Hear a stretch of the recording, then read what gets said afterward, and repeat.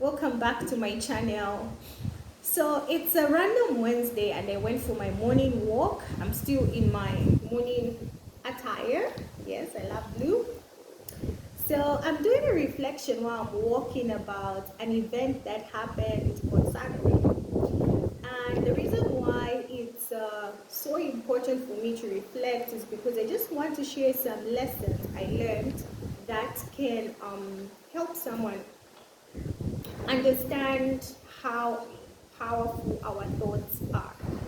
So it's a random Saturday, and I wake up in the morning. My sister comes to me and tells me, "Oh, I have an emergency, and I'd love you to step in and help me run an errand." And I'm reluctantly agreeing to run the errand. So I go to this place where I'm supposed to run the errand for her, and while I'm waiting for them to finish what they're doing, I decide to sit outside in the sun. So firstly, I was seated in the car working on something on my laptop. I'm a freelancer consultant, so everywhere I go is a workspace. Then I say, it's cold in here, let me sit outside in the sun. So I take my chitenge, put it on some platform, and then I sit and I get my laptop. So while I'm seated there, one car drives past me and I hear someone call my name. So I'm like, "Oh, hi. Oh, you're here." He's like, "Yeah." So I'm like, "Okay." He parks the car and comes to join me. So he says, "Can you sit in the shade?" And I'm like, "No, no, no, no, no. I really want to be in the sun." So we begin chatting. So while we're chatting, three or four posh cars drive past me and I'm facing a direction like this right now and they drive behind me, but I can see them from my sides. And so I'm taken because I love cars. So I see the Porsche cars. I'm like, "Oh, let me see where they are going." And they reach a curve and they park. So when they park, two gentlemen come out. And these two gentlemen come out and one starts shooting, the other is standing. So the person who's standing, I look at the person I'm with and I'm like, "That looks like Wode Maya." Is that Wode Maya? It's like, "Oh yeah, that's Wode Maya." I'm like, "Oh, wow, that's one great Wode Maya." And he's like, "No, no, no, no, no, no." I'm like, "Oh, okay, let me go and greet him." So I boldly walk there. In my mind, I'm thinking, what if I'm told no? And they randomly stopped. So it's not that he was doing, I don't know what he was doing, but I was just like, they may say no, they may say, "Why do you want to disturb us?" I was playing all those scenarios in my head until I reached. I'm like, "Oh, hi, excuse me, can I say hi?" And they're like, "Oh, sure, come." And so we exchange greetings, and I tell him how much I appreciate what he's doing for the African continent, particularly for me. What he has been sharing on Africa has made me eager to visit other African countries. And it's been something I've put on my bucket list that I have to visit other African countries and experience these experiences and see for myself and just learn from what other people are doing in other parts of Africa. And so I'm there sharing about, "Oh, this is how I appreciate what you're doing. And it wasn't long, it was quite short. And to me personally, that was like a very private moment. I didn't even think it would be anywhere online. Of course, I knew he's a social media person and he's a content creator. It would reach, it would be in certain content, but I didn't expect the level of exposure and focus that he gave it.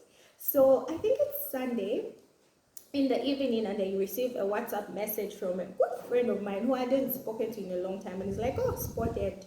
So I'm like, "Oh, spotted." I open it and it's that very moment that I'm walking and talking to Wode Maya.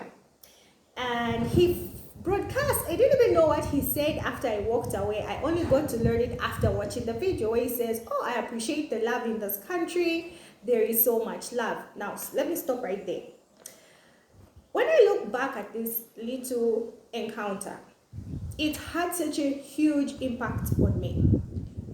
Firstly, opportunity and preparedness. That's lesson one I got from there.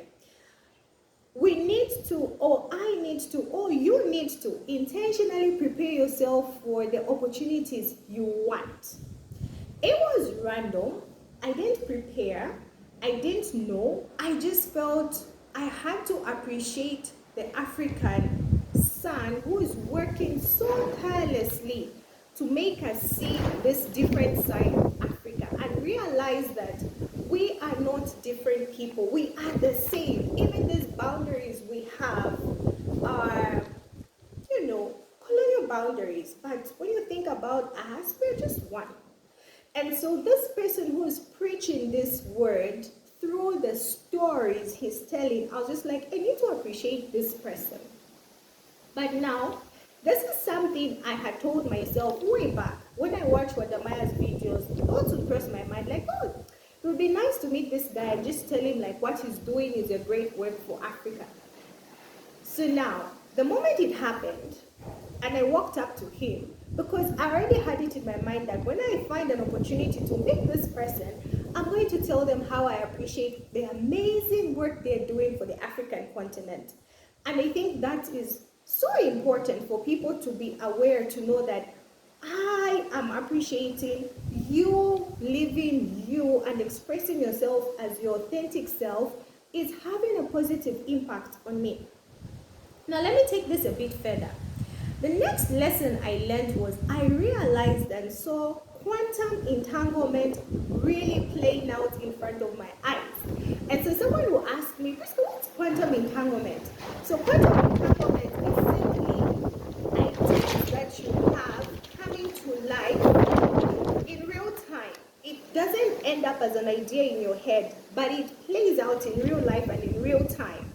And that was a quantum entanglement moment for me, because how quantum entanglement works is what they say, even in the Bible it says, as a mind thinketh, so shall it be. What you think in your mind is what you're going to be. You think scarcity, you're going to experience more scarcity in your life. You think abundance, you're going to experience so many situations that show you abundance. So you get the evidence of what you broadcast. So let me make it simple for you to understand. A thought has a broadcast. A thought has a frequency. You cannot see it with your physical eyes, but in the invisible realm, the way we don't see air, but we breathe air, we breathe in, and we breathe out. But we can't see air, but we can feel the effect of air. That is how a thought is. So a thought has a frequency. It has a vibration.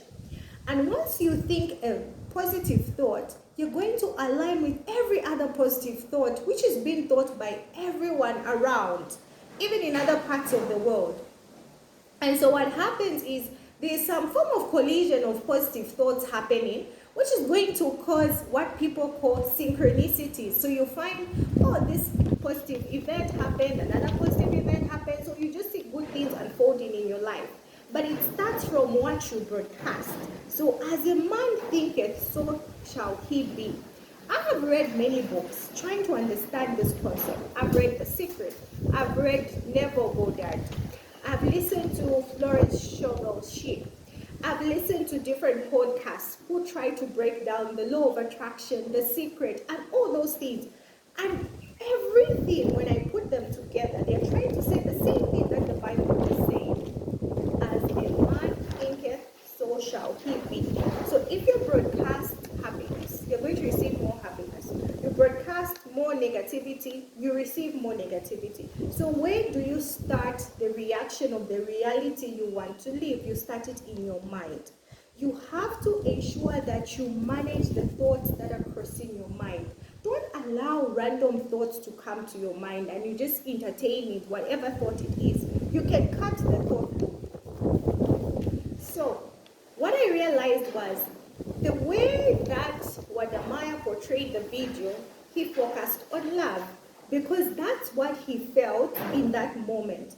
And this is just clean, genuine love. And when I think about it, I didn't even know that he thought and felt that effect. For me, it was just appreciating a person living his authentic self and sharing who he is with the world. That moment was broadcast as there's so much love in the country called Zambia. And yes, we do have so much love. And please, you want love, please come to Zambia. Yeah, so now, in that moment, I didn't think that he's a foreigner. I didn't think he's Ghanaian. I didn't think, he's not related to me. It was just a brother to sister, brotherly love, sisterly love. And to see him focus and see love in that encounter, went for my end. I was just appreciating that he has decided to answer his call or his assignment or be in his purpose. For him, it was a reflection of love of this country. And so he broadcasts it and says, there is so much love in this place.